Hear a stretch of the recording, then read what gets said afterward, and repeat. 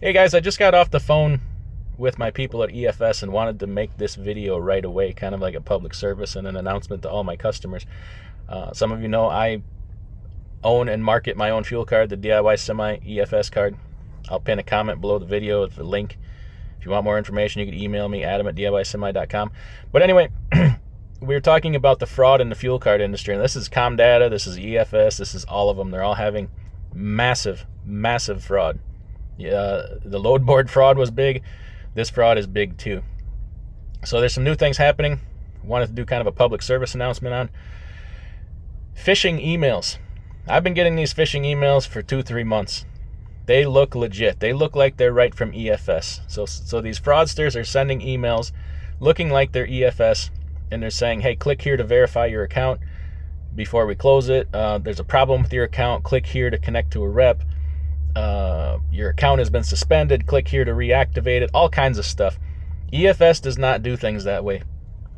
Do not click these emails. Don't even open them if you can. They're all fraud.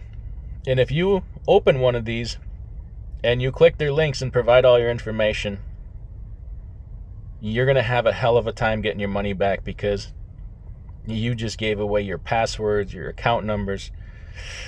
It's going to get ugly. Ugly. So don't do that, okay? If you think that you have a problem on your account, call EFS. Don't email them. Do whatever. Call them. Log into your e-manager and just look. My account's fine, right? Or my account's not fine, in which case I'll call EFS. You can see if all your cards are active or whatever. So a few things you can do in addition to that to help make it harder for these people. And this is happening in Comdata also. I got more fraud actually on my Comdata account than I ever have on my EFS account. So there's that. A few things to do. Make sure every one of your fuel cards has a driver number, a driver ID, whatever, a truck number, and a name assigned to that fuel card. That's not going to prevent everything. It's just some extra steps for the fraudsters to have to go through to make it harder for them. I like to walk my card inside every time I turn a pump on, so that we're not getting hit by card skimmers. Because I've had, with my Comdata card, I've had to the tune of about $4,000 worth of card skimmers. Did get my money back, but it's a process. It takes my time. I don't like things that take a lot of my time. And then one thing I have on the card that I sell is a dynamic pin. So you can, if you turn that on, every time you pull up the pump, you just go click on your card control app and say, I'm about to fuel here, and they'll text or email you a 4-digit PIN number. I prefer email because some of the cell phone providers don't communicate well with their service, and you might never get your PIN, so I prefer email. And then you turn the pump on, or turn the pump on inside with the lady, and they'll say, what's your 4-digit PIN? And you just tell them, 2750 or whatever, and then that'll activate your card or activate your transaction. That PIN will change every transaction, so that if somebody does get your card, it don't matter, because they don't have that PIN number, and when they request it, it's going to come to you, unless somehow, one, they're standing over your shoulder with a camera videotaping you, or they would actually ultimately have to have you hack your email and get that PIN number from your email or your text messages, what have you.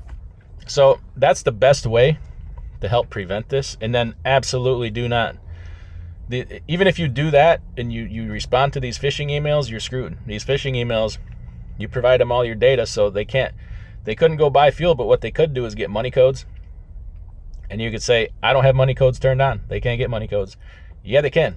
Once they have your information, they could go in and say, turn money codes on for me, please. And then tune you up to the tune of whatever your credit limit is on money codes. It just happened to my rep, somebody else they have as a customer, just happened to them for about $4,000, and they're just devastated by it. And it makes it all that much harder that you gave them your information voluntarily. So yeah, don't do that. If you have any kind of a problem, call EFS immediately. call your fuel card people, call your rep, call everybody, and just delete these phishing emails. All right, everybody, stay safe. Don't get frauded, man. And it's everywhere now, man. These fraudsters are getting pretty sophisticated. It's like every time you catch up to them, they're on to the next thing. Remember the double brokering frauds, and all the fraud on the load boards? Now they moved on to fuel cards. They're just rolling through every sector of the industry. What are we going to have? They're going to figure out a way to scam you at the mechanics? I mean, come on. For crying out loud, what the heck is next? So, sadly, we got to watch out for these damn people. And I